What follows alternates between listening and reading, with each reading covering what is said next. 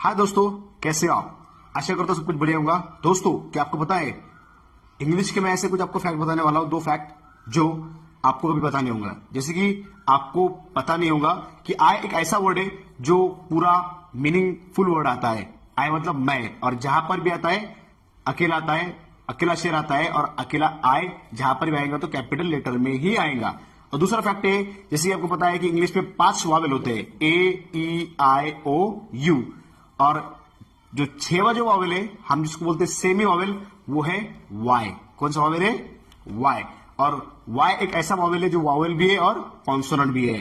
दोस्तों, जैसे जैसे कि आपको पता है कि अगर आपको किसी ने पूछा तो आपको बताते आना चाहिए कि इंग्लिश के अंदर 5 वावेल है और एक सेमी वावेल है, और आई एक ऐसा वर्ड है जो पूरा मीनिंगफुल वर्ड है। आई मतलब मैं। बकरी कैसे करती है? मैं। तो वो मैं मतलब खुद। आई मतलब मैं। That's all. Thank you.